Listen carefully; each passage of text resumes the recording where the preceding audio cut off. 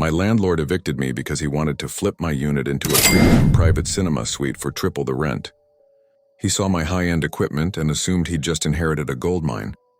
He forgot that a theater is nothing without its soul, and I was taking the magic with me. I'm a professional AV installer.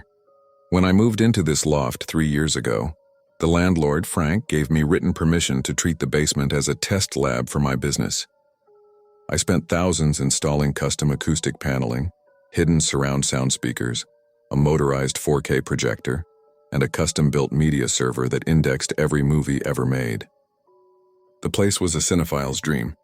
Frank came by for a safety check, saw the setup, and immediately started taking photos for a new listing.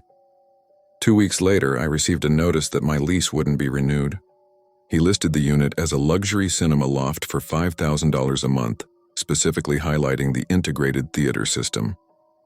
I offered to sell him the specialized components at a fair price to save him the trouble. Frank just smirked and said, "The lease says any permanent improvements to the structure belong to the property. Those speakers are in the walls and that screen is bolted to the ceiling. It's mine now, kid. Move out by Friday or I'm calling the cops."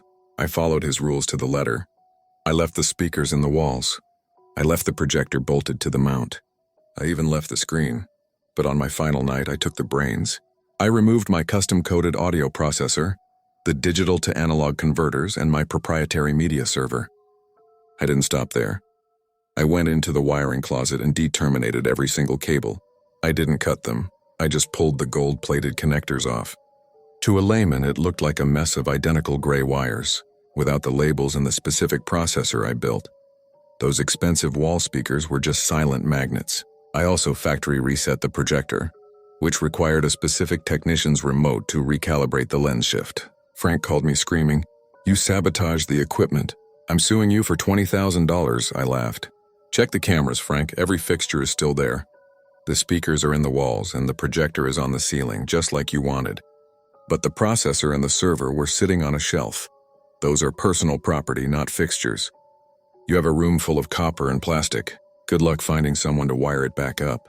Frank had to hire a specialist who told him it would cost $6,000 in parts and labor just to identify which wire went to which speaker and to provide a new brain for the system. The new tenant sued Frank for false advertising and moved out within a month. Frank lost 4 months of rent and had to pay for a full rewire. He still calls me occasionally begging for the wiring map. I just blocked the number. If you think landlords should respect their tenants' property, like and subscribe.